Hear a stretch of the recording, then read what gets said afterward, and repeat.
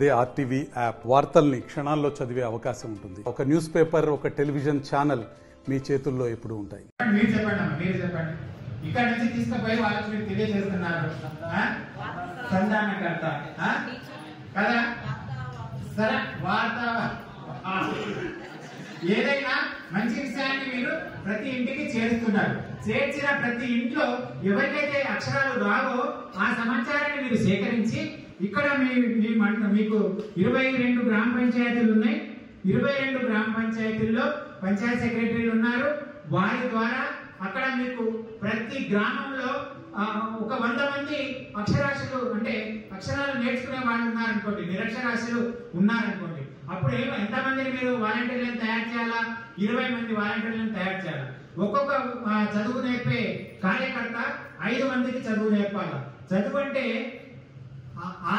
అలా కాడి నుంచి బండిరా ABCDలు జడ్ దాకా 1 నుంచి ఇక ముగింపు దాకా అన్ని నేర్పాల్సిన అవసరం అంతగా ఉండదు ఇక్కడ. ఇప్పుడు శంకరి గారు మాట్లాడుతూ చెప్పారు, మీకు ముగ్గులు ఎట్లయితే సున్నా తోటి స్టార్ట్ చేస్తారో ఇది డిఫరెంట్ గానే నేర్పిస్తారు. మీకు వాచకం ఇస్తారు, మీకు పలకం ఇప్పిస్తారు. వాళ్ళకు వీలైన టైంని మీరు గమనించి అదే టైంలో ఒక 5 కూర్చోబెట్టి వాళ్లకు తడిపొడి అక్షరాలతోటే వాళ్ళకి నేర్పించి వాళ్ళకి బోర్డు చదివేదాకా, ఆ తర్వాత అంకెలు తెలిసేదాకా, ఆ తర్వాత కొంచెం జ్ఞానం వచ్చేదాకా ఆ విధంగా మనం నేర్పించాల్సిన అవసరం ఉంది. ఆ తర్వాత ఒక 20 రోజులకి మీకు వాచకం కూడా ఒకటి ఇస్తారు. ఆ వాచకంలో చాలా చాలా సులువైన పదాలు, ఆ పదాలతోటే వాళ్ళ జ్ఞానాన్ని ఎలా సమకూర్చుకోగలుగుతారో అది చాలా సులభంగా ఉంటది. అది కూడా మీకు ఇస్తారు.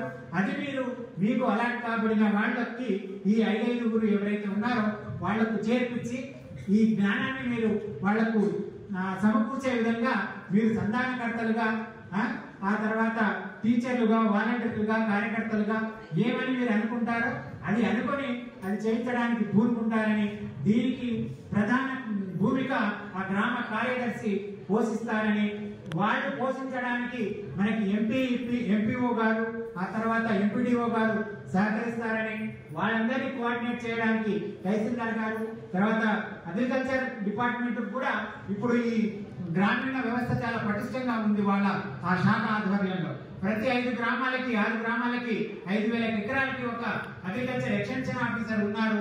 వాళ్ళని కూడా ఇన్వాల్వ్ చేసి రైతులకి ఇప్పుడు విత్తనాలు తీసుకుంటారు, అది కరెక్టా కాదా అని కనీసం చదువు వస్తే తెలుసుకునే జ్ఞానం రైతులకు అవసరం.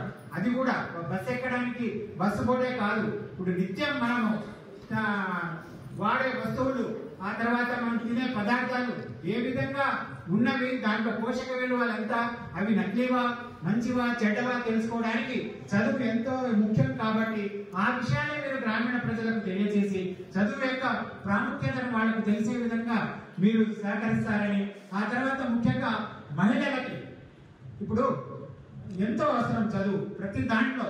కాబట్టి ఇప్పుడు మన ఏటీఎం గారు చెప్పిన విధంగా ఫైనాన్షియల్ లిటరసీయే కాకుండా చిన్న పిల్లల్ని మనం స్కూల్కి పంపిస్తాం అనుకోలేదు.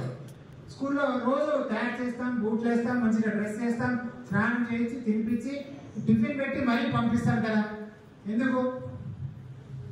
ఆ బాబు మంచిగా చదువుకోవాలి, మేము పడే కష్టం ఆయన పడకూడదు కదా. వాళ్ళు మంచిగా పెద్ద అయిన తర్వాత మంచి తెలివి గల వ్యక్తిగా, మంచి అధికారిగా, మంచి హోదాలో, మంచి నాయకత్వ లక్షణాలతోటి ఎదగాలనే కదా ఆశించి మనం స్కూల్కి పంపిస్తాం. మరి ప్రతి నెల మనం స్కూల్కి పోయొచ్చి వాళ్ళకి యూనిట్ టెస్ట్ అయిపోయిన తర్వాత వాళ్ళు ఆ హెడ్ మాస్టరు, క్లాస్ టీచరు మన బాబుకి ప్రోగ్రెస్ కార్డు ఇచ్చి ఇంటికి పంపిస్తారా? పంపరా?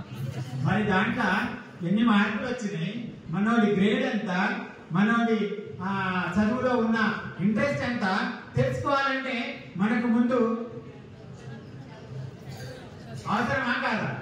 మరిన్ని వీడియోస్ కోసం ఛానల్ ని సబ్స్క్రైబ్ చేయండి. లేటెస్ట్ అప్డేట్స్ కోసం వాట్సాప్ ఛానల్ ని ఫాలో చేయండి. అండ్ లింక్ డిస్క్రిప్షన్ లో ఉంది.